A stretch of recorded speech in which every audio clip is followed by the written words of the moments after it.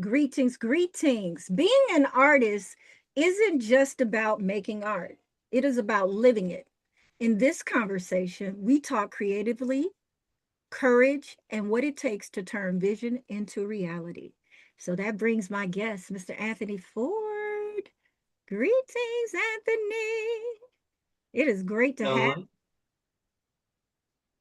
great to have you here. Let's get into it.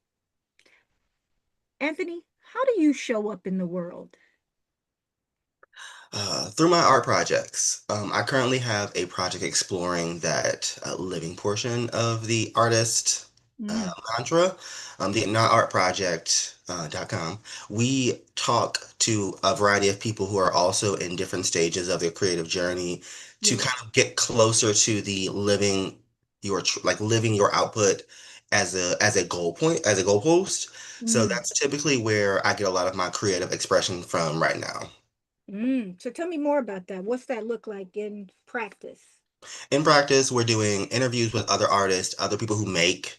We're doing responses to encourage people to be more creative in their everyday life. I think that now we have a very tricky habit of separating the artful portions of our lives from everything else when they should be deeply entrenched in that through the things that you consume, the things that you make, the way that you live your life, and the kind of resources that you have around you when it comes to living and being more creative. I find that that is where a lot of people get inspiration from. They get more motivation from. They get more connection from when their lives have more art and more creativity kind of like at the forefront. And I'm trying to change that for myself as well. Yeah, tell me a little bit about that and what it looks like for you. I Because yeah, that sounds interesting. So it starts in small ways by having people acknowledge their artistry as artistry rather than the thing that they do or the things that make. Are you just a painter? Are you just an artist? Are you just a sculptor? Are you just a poet?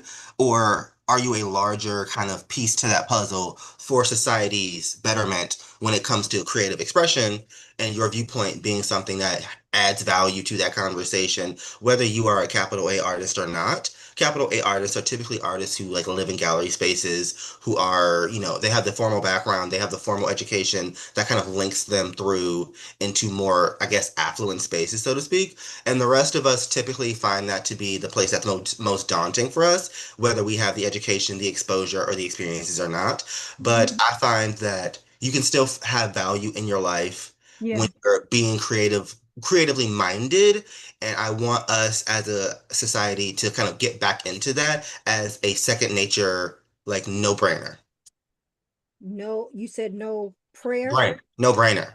brainer. Okay, Yes. It's so just comes to you without a second thought that, you're going to have more illustrations in your home. You're more music out in the world. You're going to have more poetry in your hands. You're going to have more books on your shelves. You're going to have more, higher thought conversations because that's just built into your daily life. I love this. So two things stick out to me that you've said. You've said artists and you said creativity. How do you define artists and how do you define creativity? When it comes to artist, that's a title that you have to take upon yourself. I don't like the habit of people doing that for you prematurely. Mm, That makes me uncomfortable, which is what the Not Art Project is about. My uncomfortability with that title and how that changes via proximity, practice, conversation, and exposure. yeah. If you don't have that at the beginning stages, it can feel like, well, I don't measure up yet, so I don't really want to call myself that just yet. And it does take some work to get through that just based off of how society kind of views that. So I kind of in the process of having this project going on, I have become an artist because I have like a viewpoint and I have an output and a product that I that represents me and my viewpoint on things. And creative typically is for the other people who are like scared to take on my title just yet. So you might be an actor. I had a conversation with a musician who also disagreed that they weren't an artist yet. And that's when I use the word creative because if you're not there at the destination to take on that title, that's a softer blow that kind of still annotates that you create things, but you don't necessarily take that capital A approach just yet, if at Okay. all, however. So that's what you meant by capital A then as Yes. an artist. Yes. Ah, Shay. Okay, I'm picking up what you're putting down. I love this. I love this conversation already. Um, so when you said it's a softer landing with creative, Yes. it made me think about in relation to how I show up. So I would say my artistry is the fact that I now know that I'm a transformational teacher. Okay. Show up in my identity is more of a teacher. My brand and my branding is around coaching, right? And that's kind of where that took me a little bit. And also in that, in the people that the women that I am called to serve, and I believe society as a whole, especially Black men and women, have a hard time with the word struggling, right? And so some softer words are challenge. They have a hard time with the word help, right? And so it took me there. What why do you believe people why do you believe artists have a hard time seeing themselves as artists and find creativity softer? It's just a lack of confidence, honestly. I think that words do have power, and what comes with that power is expectation. So when it comes to being an artist, are you making enough? Do people like your artwork? Are you making money from it? Are you, by your own definition, successful? And kind of asking all of these questions can chip away at people's confidence, especially if your answers are in the negative side of, of responses. So Right. that's why creative is a softer touch because it's a newer term by Mm, today's zeitgeist. So it doesn't have a lot of that emotional, physiological, socioeconomic baggage that comes along with it. So that's typically why if you're not an artist, if you push back on that, I would typically just default to the other. Ashe. That's smooth. That's smooth. And that's really that's like deep. That's like deep. That's going down in the deep end. Like I love deep conversations, as you know. And Yes. so this is good. What brought you to that understanding? How did you get there?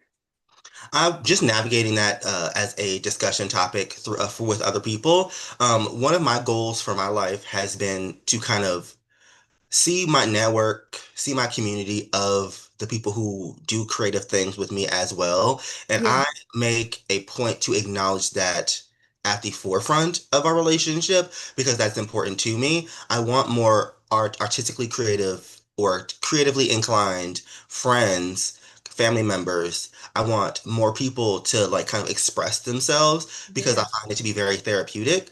So it just became a natural response to come to that conclusion when we are all struggling with the exact same thing in different stages of our journey and through kind of how we want to annotate ourselves.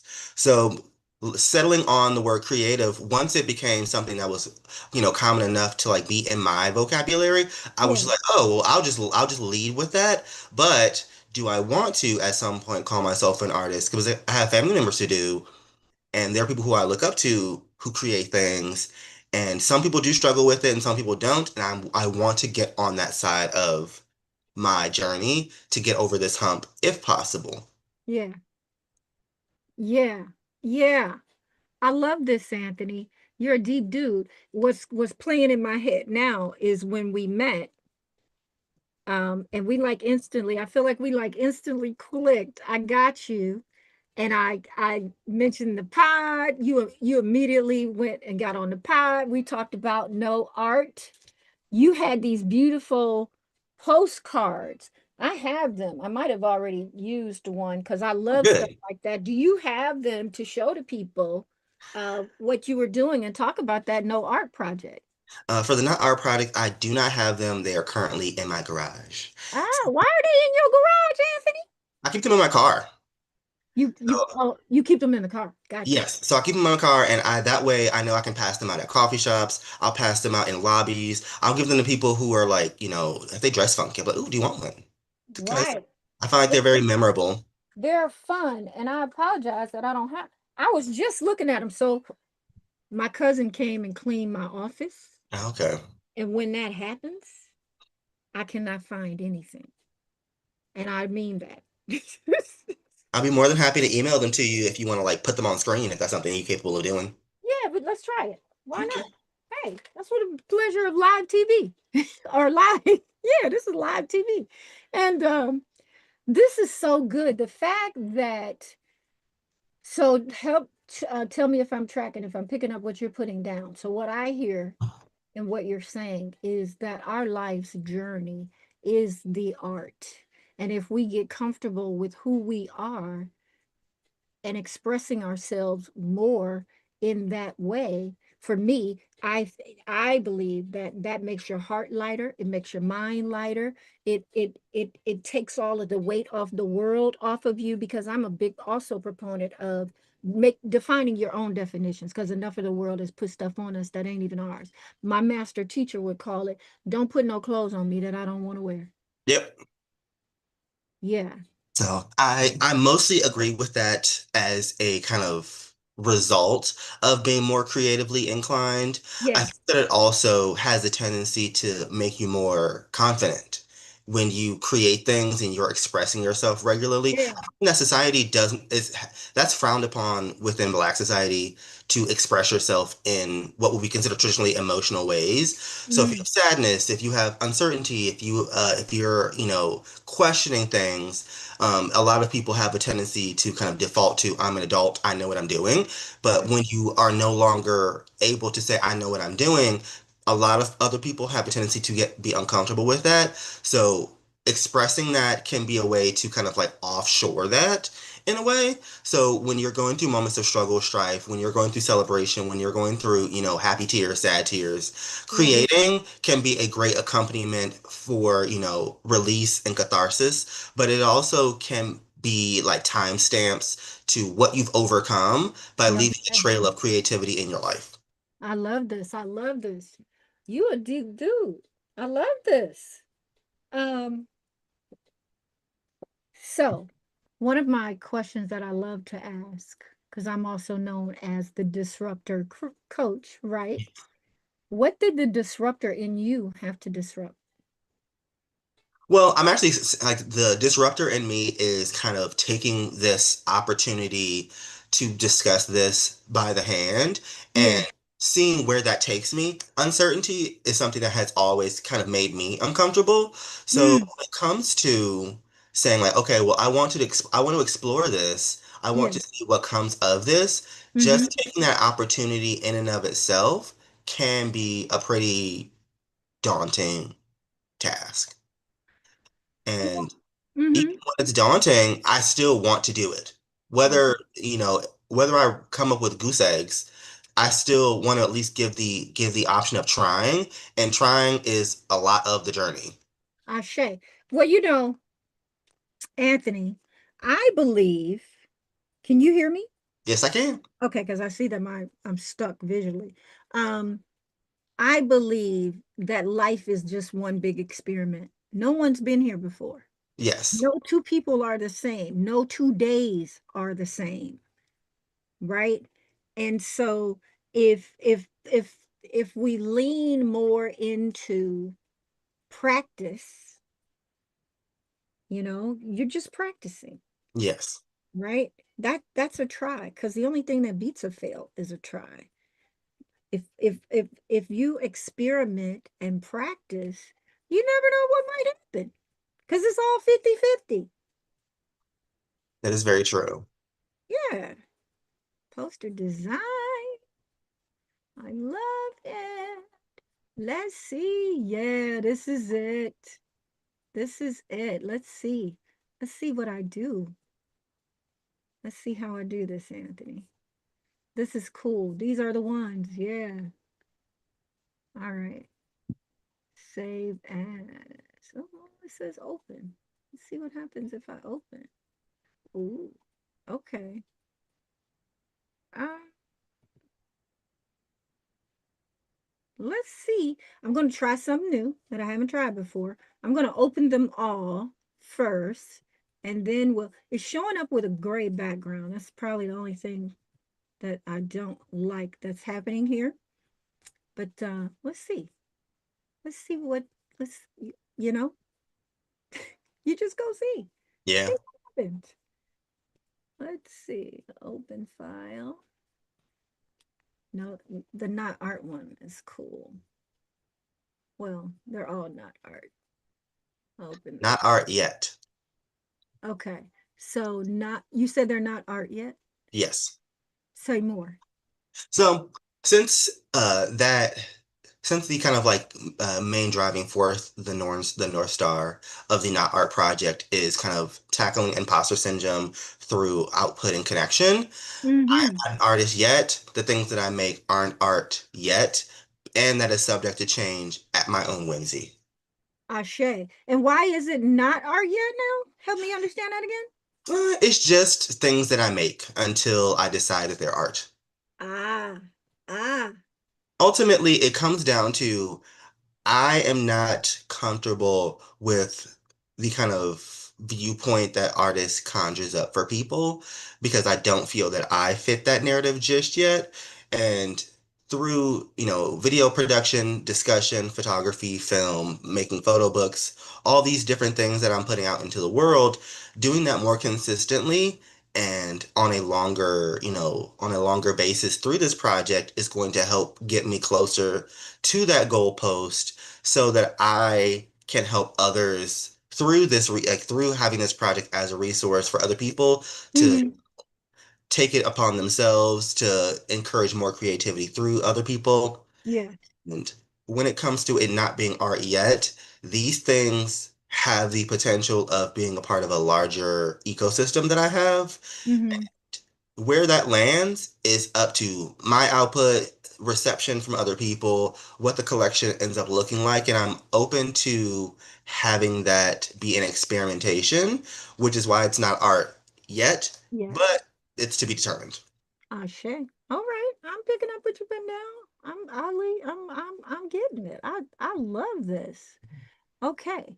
So I'm going to share. I don't know how this is going to show up, but as I share each one, tell us a little bit about them. Okay. Let's see what happens. Okay. So this one's actually my favorite. Cascading letters. I have wanted to be a graphic designer in its traditional sense Yeah. since I was in my like mid-teens. And this is kind of like my love letter to that as a throwback. The colors are inspired by the printing ink color option, which are CMYK, so cyan, Mm. magenta, yellow, and black. So Ashe. that's where the colors come from. They're not direct because they are digital, so things do become a little different that way. But I wanted to make things that were simple, impactful, memorable, and this is what I came up with through experimentation. Talk your shit. I love this. And what is the name of this one? Uh, all honestly, I'm not like super intricate when it comes to names. Honestly, Okay. just one, two, and three, really. Okay. With them Uh, being postcards, I want them to be shared. So I'm not precious with the things that I make. I like them and I want other people to kind of enjoy them too. So mm-hmm. when it comes to them being postcards, they're just, just postcards. They're nice. I really, Thank you. I hate that I don't have one here, right at And my. they were made local. They were made by a small business in, I believe it was in Berea. They're near the IX Center. Um, Okay. it was called 48 Hour Prints. Highly recommend them because shopping local is a great new avenue for me. Mm-hmm. Before I was never really a shopper to begin with, but now that I'm like out in this world and like I am a small business, I want to make a more concerted effort to attach myself to other small businesses because that's the way of the future. And I call that creating a circle of love, right? I love the energy exchange and win-win opportunities for us all. That's why I created this podcast or show, and for that very reason. um, so that we all create that circle of love, Yes. where we all contribute. This is good. Let's see if the other one shows. All right, this is the other one. This is really nice too. Can you see that one? I'm still on the first one so far. Okay, it didn't show up. 1 second. Let me get my little handy dandy. So it's still showing the first. I do see your mouse cursor. So are you showing a portion of your screen? Mm-mm. I just shared that one, so I gotta go back over and Mhm. find the stop share to pick the other one. Oh, okay. Zoom does what it wants. Honestly, I've noticed that. It really does. It does what it wants. Okay, let's see if it lets me share screen. All right, there we go. All right, I'm getting it. I'm getting Okay. it. Do So tell us as about this one. as it goes deeper, it kind of takes on a little bit of wear and tear. Ah, I see. So as it goes deep, so is it starting from the bottom up? Starts from the top down. Okay. Okay. So your creativity goes through you. I see you. I see you. I see what you did there. Okay. All right. Now, oh, I learned something. Stop sharing this window right there. Boom. Oh. Okay. All right. Okay. Let's see if it, well, if it'll, oops, it closed that one. One moment. Let me figure out where it went. This is good. So while I'm looking for the other one, um, tell us about Anthony Ford LLC. How did you get in business? Tell us more about Not Art Project for people that want to get involved. Like, just talk your shit, talk your good shit, and then we're going to get into imposter syndrome a little bit more. So the my business, Anthony Ford LLC, creative, I know. But I have been a photographer since about 2006.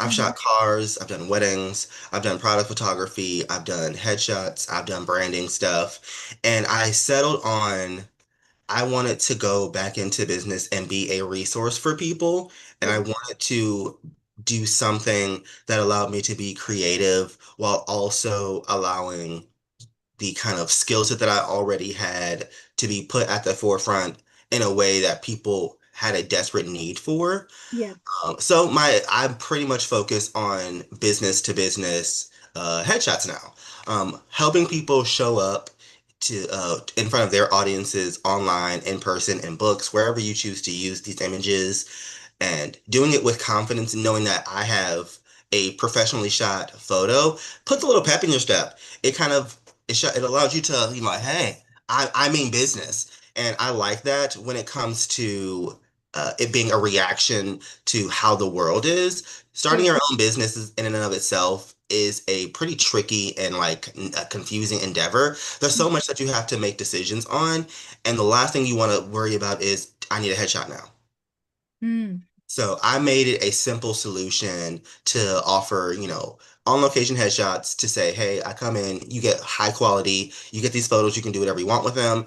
And that's one less thing you have to worry about in the sea of decisions that you have to make. I love that because acts of service is my love language. So serve me in that way. And I Absolutely. need some headshots. So we're gonna have to get me together, Anthony. Okay, I can do that. I love that. And then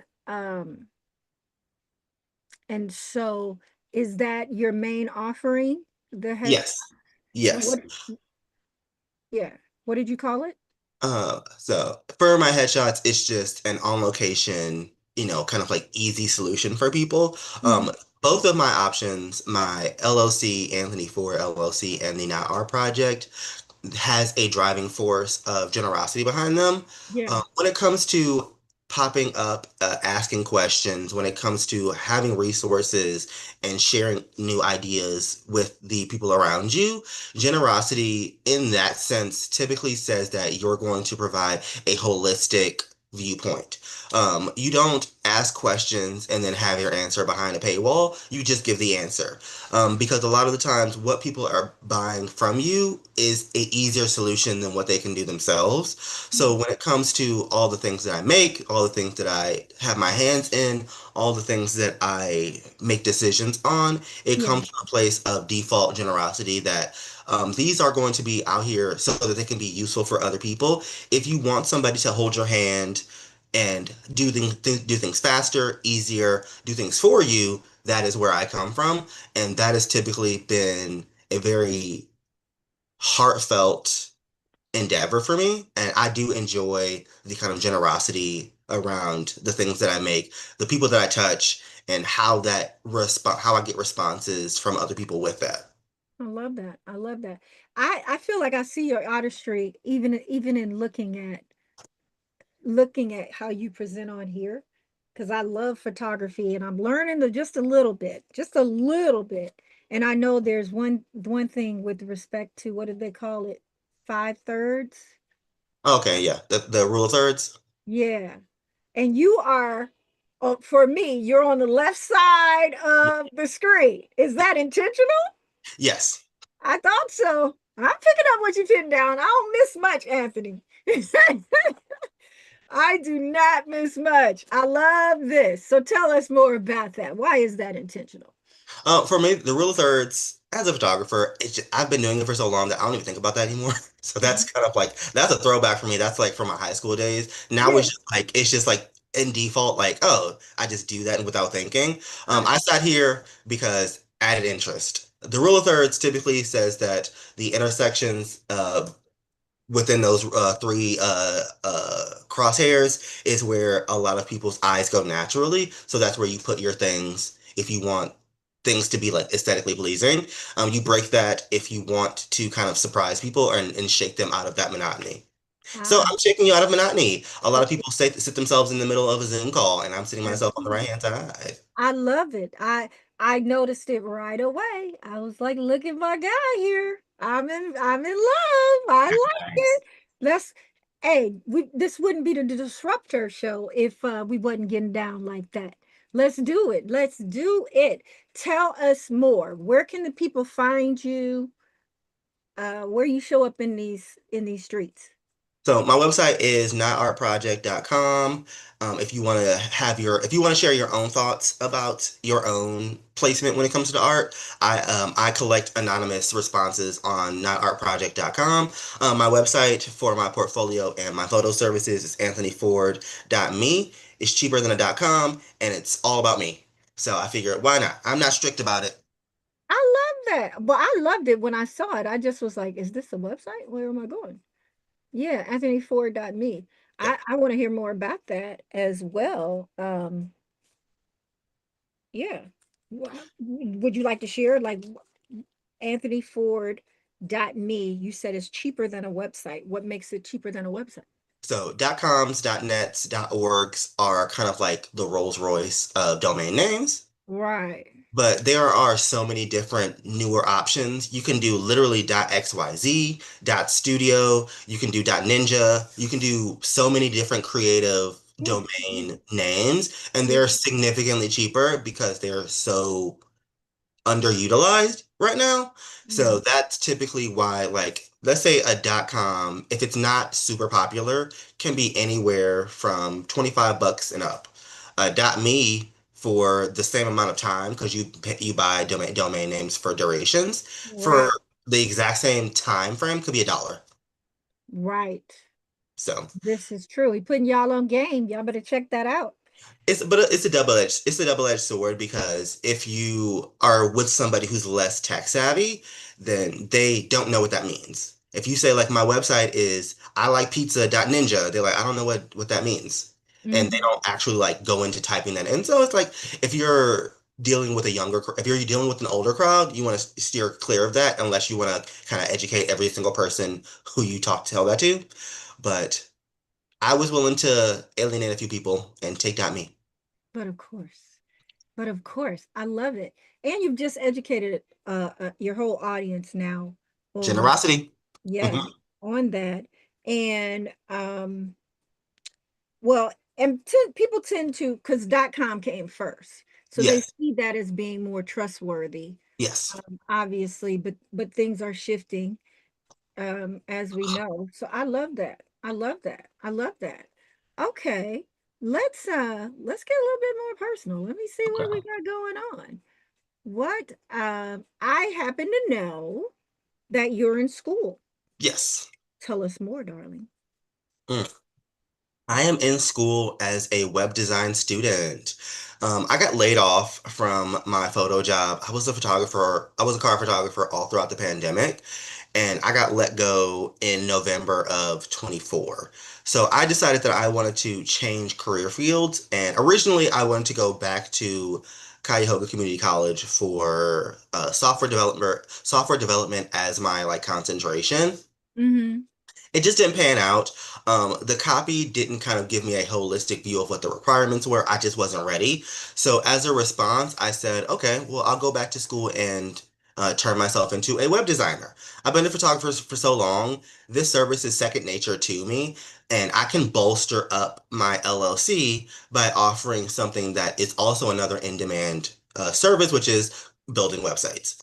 A lot of people, put the cart before the horse and say, like, I have this website, I don't know what to do with it, I don't know how to design it, I don't know how this works. And I see that there's so many avenues for opportunities to help people. Yes. And that is typically something that, since I've always wanted to be a graphic designer, back to these postcards, working in tech has been an offshoot of an as an interest for me. Uh, Yeah. and I understand that that as a space can be very volatile when you're talking about working with other people. Mm. So mass layoffs happen at the drop of a dime. They have a laundry list of requirements from new grads, and that something at my age, I was just not interested in joining into that rat race, but I still wanted to help people. So I said, let's go back to school for web design. I love that. I love that. So when do you finish? I finished in summer of 26. So I will be taking, it's only 2 semesters, which I was like, that's great for me. I can go focus on my other things, which is I wanted to go back to school and do some animation. I want to focus on 3D websites, and that's going to be like my niche and concentration. So I Yeah. have time to do all of that. I love that. Tell me more about 3D websites. What would that look like? Those are trendy. So 3D websites there's two different avenues you can take with 3D websites. They can have 3D elements, like your logo can be in 3D, it can spin, it can drop, Mm. or your website can be in 3D space. So kind of like a video game, they can Yeah. kind of like go through and explore your website. And those two are kind of like at the cutting edge of trends right now. I see it staying around for a lot longer. I don't think that it's going to be these immersive experiences that kind of 3D websites kind of like push themselves as, but they're going to push, pull, stretch, and transform into something new in the next coming years because, VR, virtual reality, is Yeah. super popular right now. Right. They're trying to find new and different ways to experience the internet. And I think that there's going to be new ingenuity happening in 3D space with the kind of commodification of it. When things become more and more common, that's when innovation has a tendency to like rear its head, and I'm excited for that change. I love that. Well, glad you said that. What's your earliest memory of creating something that mattered to you?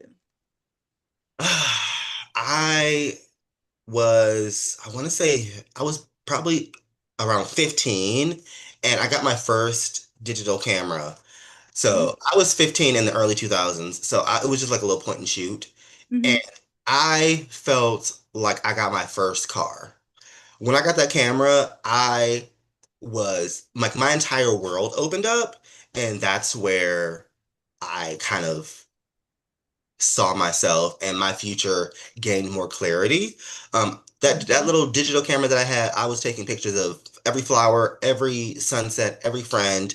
And I actually was printing them out, which was the fun part. I missed that. I actually need to start doing that again. But that Printing was the like my photos. first. Now, were you printing them on like a regular like printer or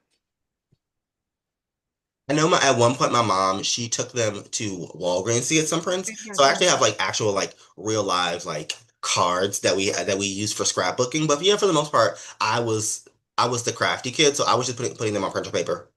Yeah, I love that. I actually can relate to this. When my son was growing up, I carried a camera, I carried a video camera, like everybody saw me with this camera all the time. More a video camera than camera, but yeah, I love that. What what kind of camera was it? Do you remember?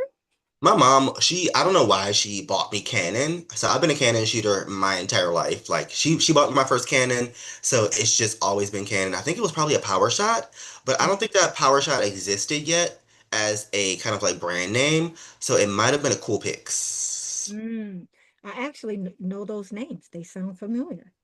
That's pretty cool. All right. What inspires you the most right now, inside and outside of art? So outside of art, honestly, like the kind of like everyday person inspires me. People make such cool things and it's just second nature to them. And I love to kind of like internalize that and let that be a motivator for me. So Mhm. all of my inspiration comes from Pinterest. All of my inspiration comes from Instagram. All of my inspiration comes from books, the people around me, especially living in Ohio City here, there's so much like street art and Yeah, there's more and more of it. So stuff like that is where I get a lot of my motivations from. Internally, I have battled with being precious with the things that I make. yeah, Being less precious with them, just because something took a lot of time does not mean that it was always like worth it to work on. Sometimes you just have to put things out there when they're not done to perfection. And I've been practicing that more so that I'm allowed to make things in varying degrees of proficiency, varying degrees of doneness. And yeah, I like that I'm able to be in these same spaces with these people and not be constantly thinking about like, is this done? Is this ready? It's always ready. They're none the wiser. The thing that you've presented is the thing that is ready because it is the thing that exists. So I've been trying in small ways to be more like other people and say like, this is the thing that I have. It's not perfect. It's never going to be perfect. I'm okay with that. I need to be more okay with that because perfection is the killer and the death of joy and the death of expression. So I'm it is. battling that right now. It is very weighty and heavy, and it is always my prayer when I meet people that talk about perfection and a recovering perfectionist and things like that. My prayer for them is for their heart and mind to be light, Yes. and that they go inward and understand why they feel that way, because something put that on them, something or someone. um and yeah, that is my prayer. So we talked a little bit about imposter syndrome. Yes. Brought it up before our before we actually went live, and it's something that that I really love to talk about. Yes. So tell me more. So when it comes to imposter syndrome, with all of us being people who create things like creatively, um, having the kind of imposter syndrome around your own placement in the relationship with artistry, artist, gallery spaces, and whether that is for you or not, kind of is a moot point because it's for everybody. But I understand and acknowledge that it does not feel that way Mm, for a variety of reasons. It could be the expectation of the things that you make. Are they easy to digest? Do people like get your art? Do people understand? Do they respect it? Do you have the time for it? Are you making enough to your own satisfaction? All contribute to you kind of questioning your own placement, specifically with like imposter syndrome around artistry and creative life. It's a whole nother beast when you get into academic spaces, when you get into, self-health, wellness spaces, when you start getting into culinary, all of these things have a tendency to kind of have a group of people who question if they are deserving of being here or not. right. And oftentimes, when it comes to creative spaces, there are people who've been making things proficiently and to their own satisfaction for decades, and they still don't feel they belong there. Yeah. And Yeah. Yeah. there has to be a breaking point because these spaces can't all have rich white people in them. We I need get women. We need indigenous people. We need people of color. We need disabled people. We need queer people. We need people who are different. And we need their expression because if we don't have it, then the world doesn't think that it exists. And then we get less and less connected to those resources, those identifiers, when they don't exist because no one thinks about them. So I'm trying to help encourage more people in my small way to think like, okay, I deserve to be in this space. And through numbers, comfort comes. I like it. I like it. I like it. I'm picking up what you're putting down. I agree wholeheartedly with everything that you've shared, and thank you for sharing that and speaking up and leading the way with regards to that. And so the more I believe, the more that the people that have been called, and absolutely you have been called, are transparent and vulnerable and get naked and take their clothes off, more people will feel comfortable in doing that. Yes. Right. So you definitely are a North Star in that regard. Yeah. Keep up the good work. Keep up the good work. Thank you. Um, to me, this definitely says that you are in your work, which is very, very different than working a job. Yes. Right. I love it. In African terms, they say mesh connect. It's Mhm. comedic. Let me grab a pen. Hold on one second. Let me grab a pen. Mesh connect. Yes, your mesh connect. Can you Let's, spell that for me? yeah, let me make sure I spell it right. I believe Meshknet. Let me Google it. Make sure I'm saying it right. Mesh connect. Let me just see. Is my screen still shared? No, I don't think it Oh, just your face. is. Okay, good. Your privacy is intact. Thanks. Let's see. Mesh connect. I'm gonna look here in my Sacred Woman book because that's where it is. Oh Lord, she done moved my book. She done moved my book, Anthony. Let's see if I can find it on the calendar. It is.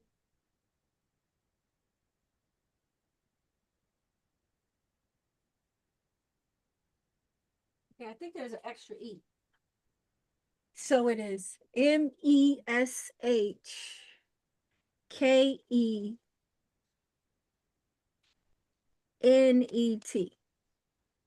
Mesh Connect. Let's see. Yeah,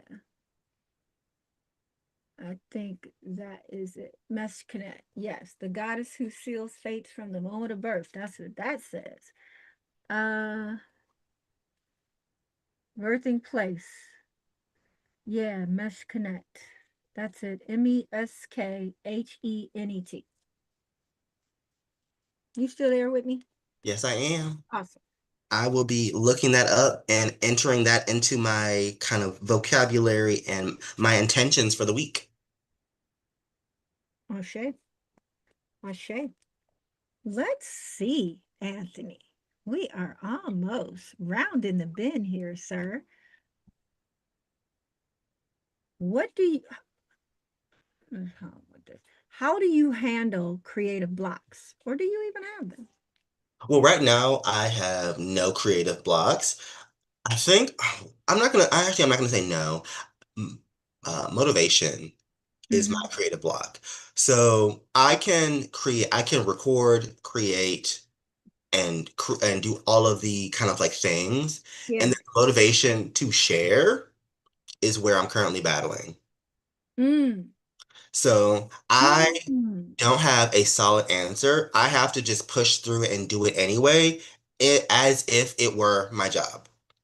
And that in and of itself has been a huge help for me. For other people, I have no clue. I have no clue and no tips about kind of encouraging you to share more after you've made the things. I just make the things and I kind of don't think about the sharing portion of it. So I am just currently working my way through that. I love this though, because that's part of what I felt you were saying about how some people get stifled also. And if you just do the work, right? Because who was it? Was it um what is his name? It's not Picasso. Is it Picasso? No. The one with all of the beautiful art in the in Rome and Italy and Michelangelo? yes, right? Just creating. And it's this beautiful masterpiece that we now have that has stood the test of time. Yes. Right. It is really, it's meant to be created. And then when you put it in the universe, it determines where it goes. Yes. So you have to plant it in the soil for it to at least to do something.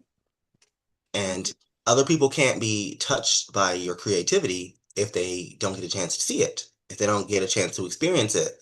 And that is where, and I think it might come from a place of, at least for me personally, I believe that I have I'm getting tension around the kind of like planting those seeds just by being overwhelmed by life. So I have to like kind of acknowledge that everything is not smooth, everything is not hunky dory, and that I can create things and express myself, and I don't have to put everything out there, but I do understand that there is kind of value in my presence still being there. So I still have to remember that too, that even when I don't feel like it, there's a reason for that, but it might be worthwhile to still show up in these spaces because there are few people who look like me that, if you're in another country and you see another black person, you might stop and, say, hey, talk to them. You might give them a dap or a hug.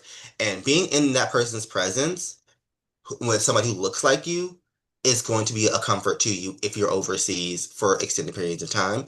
In creative spaces, the same thing is still true. Mm-hmm.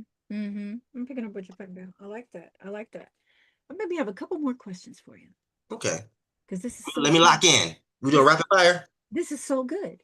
Well, what's one piece of art or your creativity that changed you? Old school. In regards to a photographer who has placed art in this world that has changed me. And this is going to be a very interesting answer, I would suppose. I think that if you would look at me, you wouldn't think this, but the photographer David LaChapelle. He is a phenomenal photographer. He was the first photographer that I witnessed that created universes and worlds through his artistry, Mm, and he is a timestamp of a wayward kind of style of execution that no longer exists. And mm, I think that we could get back to that in a kind of like Renaissance way. I think the younger demographic is doing that. They're mm, building newer worlds digitally in spaces that exist, and they're kind of like stretching and pulling when it comes to like what reality could be. And David LaChapelle did that in the 90s, early 2000s with his photography. He photographed models, he photographed advertisements, he did magazine covers and spreads and things like that. And mm. his work had a consistent ethos that we were giving you a larger than life presence because you are a larger than life presence in the world.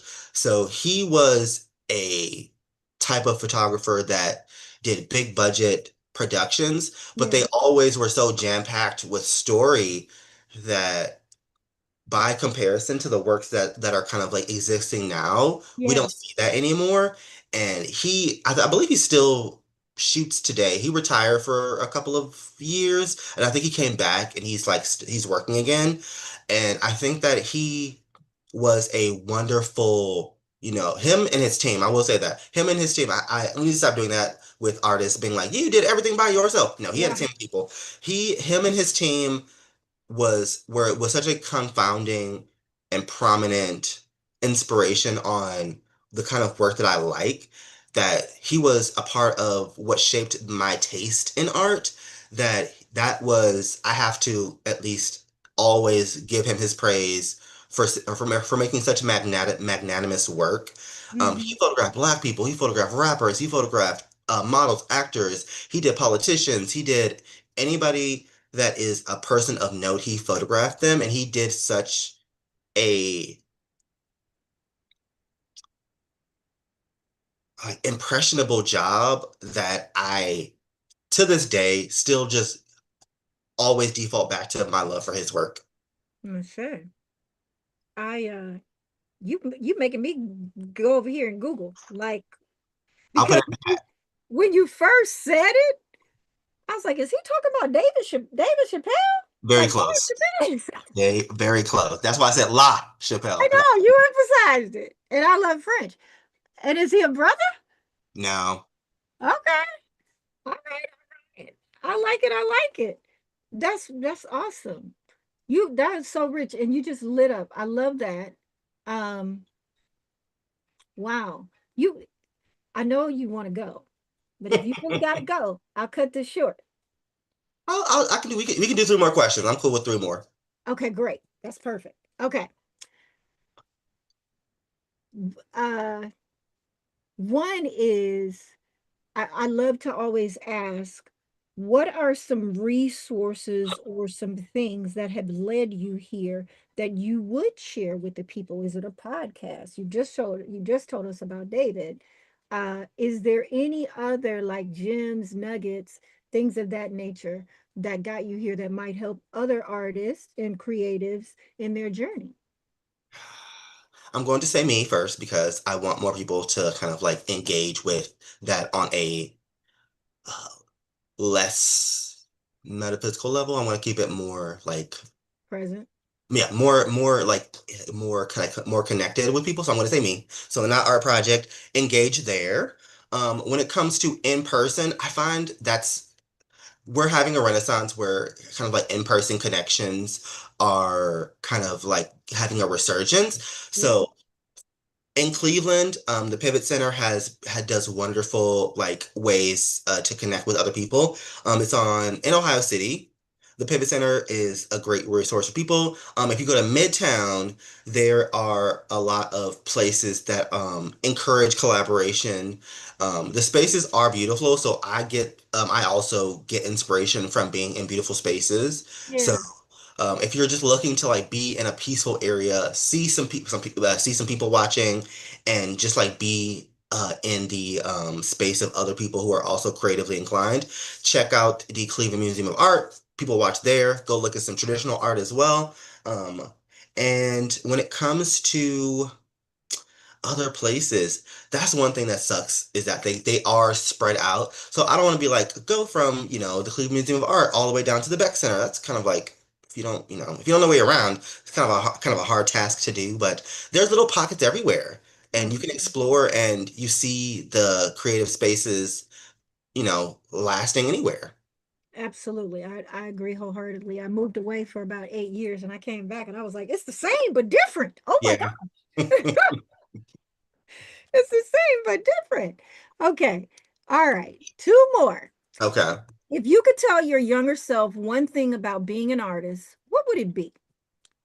Enjoy it more. Enjoy the things that you make more. I stopped becoming precious with the things that I make in my like late 20s. So I Mm, had a good 15 years of kind of like beating myself beating myself up with the expectation of perfectionism. And I'm like, just enjoy it. Also, don't go back to school just yet. You weren't ready. Those two things kind of really kind of hampered my creativity for so long that those would be the biggest nuggets to give my younger self right now. Ashay. Okay, I lied. One more. Two more. Okay. Um, what would you say led you down that path of that 15 years where you fell into that, not enjoying your creativity more? I think it was kind of before the internet kind of transformed into its current self, before when the internet was like a place that you just visited and then you just kind of like logged off and went about your day. Yeah. I think that we had kind of, I guess, like more juvenile expectations on what art was. Mm, And you were expected to go into galleries and see art. You were expected to, know the old masters and know those terminologies. And that was what art was. And with the kind of like invention of this new style of internet, that has led to what we call now the creative, and that is where it's become more important now than ever to connect with the kind of people around you and kind of encourage and connect and combine your creative resources. And that is, with it being a newer thing, I wish that in my younger years, I felt that connectedness to the artist world. And I feel like if I had that connection, like the creative connection to the artist world, then perfectionism would have been something that somebody older than me could have tapped me on my shoulder and said, it's okay. I understand. My son is 33. He's an artist. He's an actor, model, writer, producer, and he's having this conversation now about being in that space around the old school. And then because I don't know how old you are, if you want to share, feel free. I'm Uh, 36. yeah. So you all have in that coming along in that time where your parents are old enough that you were probably raised old school, Yep. and then you experience a lot of drastic change in technology quickly. You got introduced to the cell phone, you got introduced to social media, Yep. like everything sped up. So it puts you in this dynamic of what is quality, right? And doing the right thing and character versus just fuck it, just do it. Yes. Right? Yes. Yeah. I saw that as soon as you went there. Um, And I will say that for a younger demographic, I mean, for a younger generation, they are doing a fantastic job of navigating a space that was not my childhood. So, with there being children who only had this new style of internet as their playground, they can come up with such interesting and new and fresh ideas that I'm always trying to be tapped into what is new and coming out.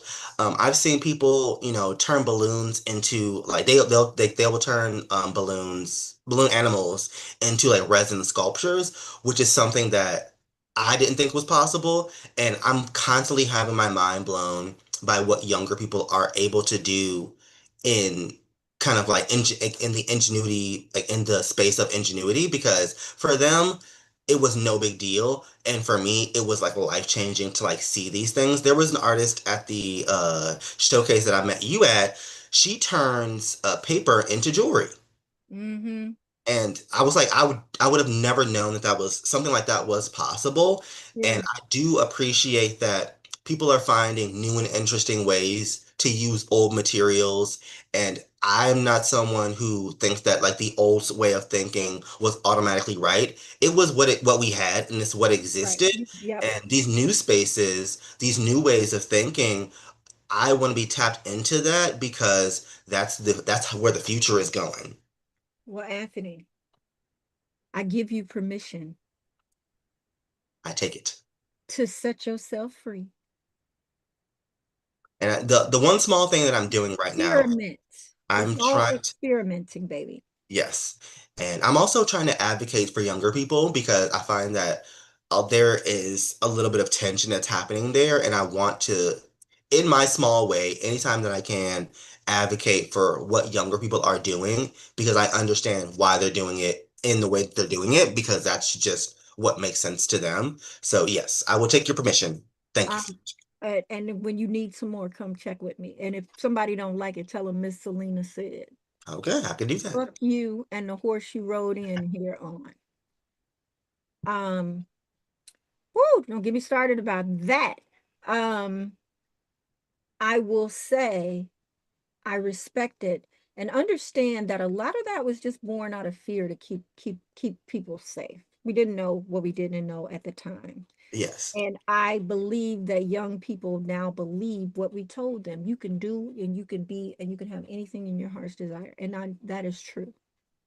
So you go for all the marbles all the time. Just fuck it. I mean that. You got this. I love the light that I see in you and don't let anybody dim your light. I will say that now that I'm at a point in my life that it's mostly about internal work now. Um, Absolutely. I love that there's been things in my life that have that I've always wanted to do, from my hair to my ears to the way that like the kind of jobs that I have, or the things that the life that I lead. Yeah. And I'm slowly checking things off of that list. And that is, I'm a work in progress. It is a work in progress, and I like that. It's fun. I love this for you. And I call it a life list. Some people like to say bucket list. No, it's a life list. Live your god doggone life. Yep. All right. One last question, Anthony. Okay. You tearing me up, man. You tearing me up here. Um, I like to flip the mic. I've been asking all the questions. Do you have any questions for me? So when it comes to the way creativity kind of exists now, what are some ways that you find useful for other people when it comes to connecting creatively with the world around you? Because I think that it can, just like running a small business, it can be very isolating sometimes Mhm. to be a artist, because you feel like you constantly just have to work at it to like make that your life. And how do you recommend someone just take the beginning steps to break out of like isolation and like having your head down and just making your thing? Sure. Um, Definitely in the space you're in, I could see where that feels like a struggle. Um, Initially, right, the conversation is always like up, up, up, up, the next step, the next step, next step. But the truth of the matter and the hidden gem is horizontal. Mm, It's working with the people that are beside you when you look over. Y'all all doing the same thing. Y'all rise together. You rise together. So get in those communities and those spaces and places and share what you're doing. And then you find that, oh, we're doing the same thing. I might do it this way. Have you thought about that? And just like be open and have those conversations, right? You don't have to, like you were saying, keep it so close to the vest. And I believe like right where you are, even in school, and you because you're kind of doing it with the No Art Project, right? yes. Um, and share more of what you're doing. No one knows unless you tell them, Okay. right? You have wherever you go, talk your shit because then they help you spread the message, That is true. right? I'm a connector, and that's what we do. My son, same. We meet people. I believe I'm an advocate of if I meet someone and they share something with me, it is my duty to tell someone else about what Anthony got going on over there, Oh, okay. right? Did you know? I guarantee you before the end of next week, I will have 5 opportunities to share you and this conversation with someone. Okay. That's what happens, right? When you plant the seed, the seeds grow. They grow through other people. They don't necessarily, when you think about it in a plant perspective, it may grow upward, right? But in the universe, it grows like this, Yes. right? There's no borders, there's no bounds. So when you speak it, and you share it, it loosens the control and the weight, and it allows it to be what it's supposed to become. Okay. I like that. I like the way that sounds. Yeah. So do more of that. Do I more. can definitely, since my mission kind of has by default generosity imbued in it, I can absolutely be more mindful with kind of like that kind of like horizontal It's absolutely connection. horizontal. It's absolutely horizontal. You have more in common. It is less friction. It isn't something to grasp for. You all are in it together. Make more um, opportunities to hold space in your space. Invite people over. Do a thing where every week we're gathering at someone else's space. You know what I mean? It doesn't have to cost anything. Go to Edgewater Park, do meetup. Go get on meetup.com. Yeah. Meetup.com and start this movement. Okay. You're giving me some things to think about. I sure. I hope you do. And when you need more, come on back. Okay. When you got more projects that you want to talk about, come right on back. Well, this project is right now the project I see it landing and living and breathing for the next couple of years. So it's going to kind of like transform over time because right now it just exists within the digital space, but I want to bring it into the physical world too. I want to have art books, I want to have public speaking engagements, I want to have, workshops where we discuss this and tackle this together. So I will definitely be back because this project is going to live on for years and it's going to transform and change over time. Absolutely. And that can start right now. Right now. We don't wait. That is true. We do not wait. You got this. So when I when I you're gonna be hearing from me. Okay. So Yeah, we have, I want to have another meeting after this, so I'll definitely be emailing you. absolutely. Well, we can ready exchange phone numbers. Nobody gets out of here without being on my show and becoming friends, and you can hit me up on my Okay. phone. That's how that works. Awesome. Well, Anthony, anything that I may have neglected to ask that you want to share? No, I think that this is my first ever like publicity interview, and I think this has been a wonderful experience, and I actually know how other people feel when I interview them. So this has been enlightening. Was I true to what I said? You Yes. know? Yes. A plus experience, and I will gladly do more. And just for the record, you've already been public speaking. This is public speaking. All right. So All that's right. that's two in one, baby. Yeah. Public speaking and your podcast. I will take it. Absolutely. I love this so much. Well, Anthony, I like to tell the people until the next time, take good care of you. You as well. So hang on, honey. We're not done.